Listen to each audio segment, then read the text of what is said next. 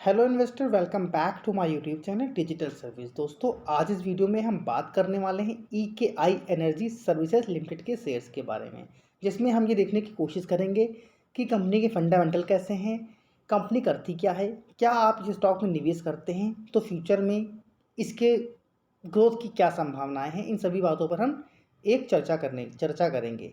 Channel पर पहली बार आए हैं तो चैनल को सब्सक्राइब करना बिल्कुल ना भूलें, साथ ही साथ बेल नोटिफिकेशन को जरूर ऑन कर लें ताकि जो भी वीडियोस हम लोग अपलोड करते हैं उसकी कोई भी वीडियो फ्यूचर में आपसे मिस ना हो। तो चलिए बिना समय का वीडियो को स्टार्ट कर लेते हैं।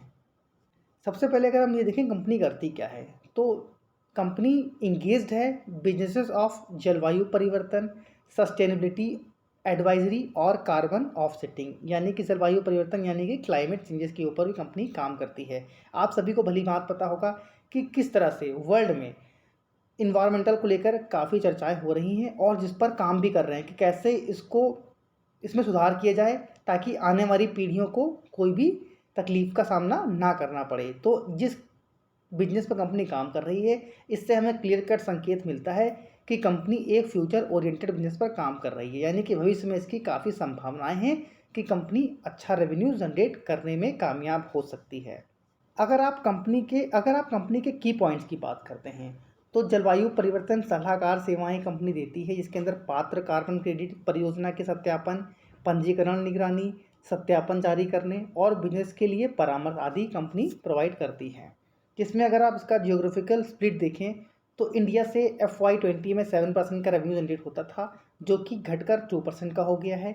USA में आप देख सकते हैं 7% का FY21 में रेवेन्यू जनरेट हुआ है, जो कि FY20 में 18% का था, यानी कि इंडिया और USA से इनके बिजनेस में हमें गिरावट देखने को मिल रही है।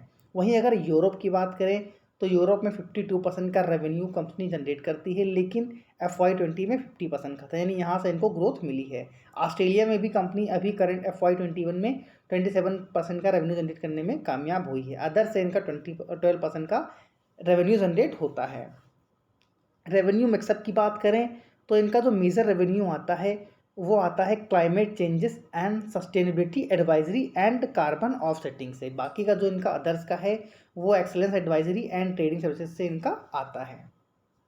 क्लाइंट्स की बात करें तो इनके जो क्लाइंट्स हैं वो airport authority of India, United Nations framework conversion on climate change, world bank, NTPC national hydro electric power corporation, Indian railway, SB energy, Greenko renew इत्यादि।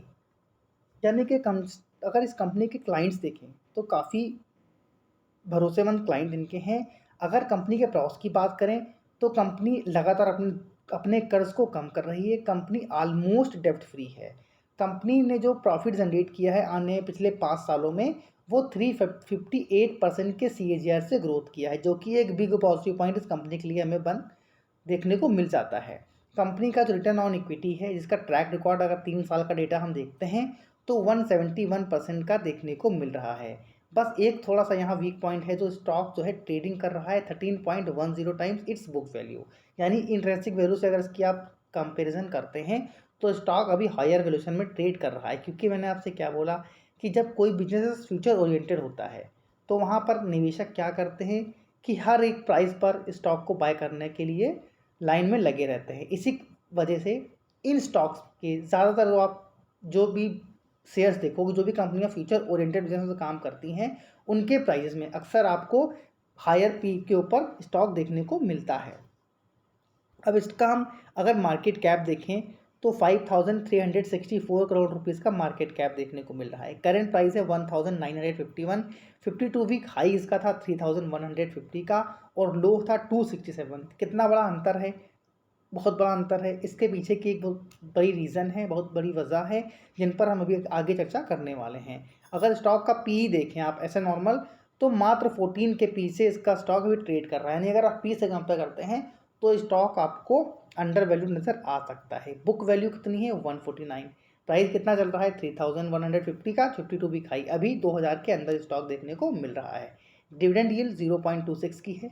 वहीं पर आप अगर यहाँ देखें रिटर्न ऑन कैपिटल एम्प्लॉयड काफ़ी शानदार है। बहुत ही रेयर कंपनीज ऐसी होती हैं जिनमें आपको इस तरह के रिटर्न ऑन कैपिटल एम्प्लॉयड और रिटर्न ऑन इक्विटी देखने को मिलते हैं। 176% का return on equity company generate कर पाती है। सेल्स अगर हम देखें 2012 से, तो यहाँ पर आप सभी देखिए कि 2012 में मात्र कंपनी 1 करोड़ की सेल किया करती थी, लेकिन उसके बाद 1 2 2 2 फिर 2017 में 5, 18 में 7, 19 में 20, फिर मार्च 20 में 66, मार्च 21 में 191, सडनली कितना हो गया 1800 करोड़। यानी कि एक मैसिव जंप हमें देखने को मिली है इनके सेल्स में, जिसकी वजह से इनका जो रिटर्न ऑन कैपिटल एम्प्लॉयड है काफ़ी शानदार हमें नज़र आ रहा है। ऑपरेटिंग प्रॉफिट आप देखें तो पहले माइनस का हुआ करता था, अभी बढ़कर कितना हो गया है 516 करोड़ रुपीज़ का। ऑपरेटिंग प्रॉफिट मार्जिन भी 2012 में कंपनी का -8% का था, जो कि लगातार सिग्निफिकेंट बढ़ा है, और 29% का ऑपरेटिंग प्रॉफिट मार्जिन जनरेट करने में कंपनी कामयाब हो रही है। इवन इस मार्केट में जहाँ पर बड़ी से बड़ी कंपनियों के ऑपरेटिंग प्रॉफिट मार्जिन में बड़ा इम्पैक्ट हमें देखने को मिला है, तो आप एक इसको बहुत ज़्यादा पॉजिटिव पॉइंट कंसीडर कर सकते हैं, क्योंकि मैंने आपसे बोला कि फ्यूचर ओरिएंटेड बिजनेस पे, भविष्य के बिजनेस पे कंपनी काम कर रही है। इसका मेन रीज़न यही है कि इसकी वजह से कंपनी का ऑपरेटिंग प्रॉफिट मार्जिन में हमें बढ़ोतरी देखने को मिल रही है। अब अगर इनका हम नेट प्रॉफिट देखते हैं तो 2012 में कंपनी किसी भी प्रकार का प्रॉफिट जनरेट नहीं कर पा रही थी, लेकिन अगर आप 2021 में देखें 19 करोड़ का था, सडनली बढ़ के कितना हो गया 383, यानी आउटस्टैंडिंग, जिसको आप आउटस्टैंडिंग बोल सकते हैं। वहीं ईपीएस इनका देखें तो 139.40 का है। मतलब इतने अच्छे ईपीएस, इतने अच्छा ऑपरेटिंग प्रॉफिट मार्जिन, इतना अच्छा रिटर्न ऑन कैपिटल एम्प्लॉयड, इतना अच्छा रिटर्न ऑन इक्विटी आपको जनरली हर एक स्टॉक में देखने को नहीं मिलेगा। तो कंपनी के फाइनेंशियल तो अभी तक जिस पैरामीटर में हमने बात करी है उसमें काफ़ी शानदार नज़र आ रहे हैं। रिज़र्व अगर आप यहाँ देखें तो कंपनी के रिज़र्व में भी हर साल बढ़ोतरी हो रही है। रिज़र्व कितना है 403 करोड़ रुपीज़ का। वहीं पर बोरोइंग इनके पास कितने की है, मात्र 1 करोड़ की, यानी कि ऑलमोस्ट डेप्ट फ्री। इसीलिए बताया गया था कि कंपनी ऑलमोस्ट डेप्ट फ्री है, क्योंकि लगातार अपने कर्जे को उन्होंने कम किया है, और ज़्यादा कर्जा इनके पास फिलहाल तो ऐसा कुछ था भी नहीं। प्रोमोटर के पास अगर आप देखो टोटल होल्डिंग कितनी है 73.47 की है।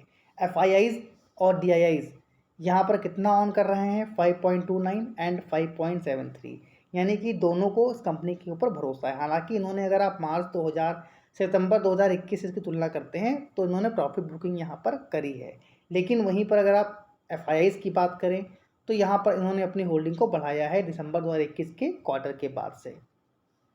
तो अभी तक जिस पैरामीटर पर कंपनी ने काम किया है उसमें हमें काफ़ी अच्छी नज़र आ रही है। अगर आप इस स्टॉक का ओवरऑल रिटर्न देखें तो मैं यहाँ पर अगर हाई से कंसीडर करता हूँ तो करीब 7000, माफ़ करिएगा, हाई से अगर आप कंपेयर इसकी करते हैं तो 7587% के रिटर्न बनाकर दिए हैं। अगर अभी तक का देखें तो यहाँ आप देख सकते हैं कि 4715% के रिटर्न बनाकर इस कंपनी ने हमको दिए हैं। ओवरऑल कंपनी काफ़ी शानदार है, कंपनी के फंडामेंटल काफ़ी स्ट्रॉन्ग है, कंपनी के जो प्रमोटर हैं उनको अपनी कंपनी पर काफ़ी भरोसा है। 75% से ऊपर की होल्डिंग कंपनी के प्रमोटर रखते हैं। तो अगर आपका व्यू लॉन्ग टर्म का है, आप लॉन्ग टर्म इस स्टॉक को कर सकते हैं अपने पोर्टफोलियो में ऐड, उसको होल्ड कर सकते हैं लॉन्ग टर्म के लिए। तो आप ज़रूर इस कंपनी को अपने वॉच लिस्ट में ऐड करें, और मैं आपसे कहना चाहूँगा कि ज़रूर इस कंपनी को आपको छोड़ना नहीं है, और कोशिश करिए कि हर एक गिरावट में इस कंपनी को आपको अपने पोर्टफोलियो में ऐड करना है। यहाँ पे डिस्क्लेमर देना चाहता हूँ, ये मेरा खुद का व्यू है, मेरी खुद की राय है, आप इस बात से डिसएग्री कर सकते हैं। दूसरी बात, सेबी रजिस्टर्ड एडवाइज़र नहीं हूँ, तो कृपया निवेश करने से पहले खुद की रिसर्च या अपने फाइनेंशियल एडवाइजर की सलाह जरूर ले लें। अभी हमने एक ऑफ़र के तौर पर अपनी एक सर्विसेज निकाली है, जो भी हमारी पेड सर्विसेज हैं उनको हम डेमो के तौर पर फ्री ऑफ कॉस्ट दे रहे हैं 7 डेज़ के लिए। लिंक डिस्क्रिप्शन में दे रखा है, जाकर उसे ज्वाइन कर सकते हैं। तो मिलते हैं अपने नेक्स्ट वीडियो में, तब तक के लिए जय हिंद, जय भारत।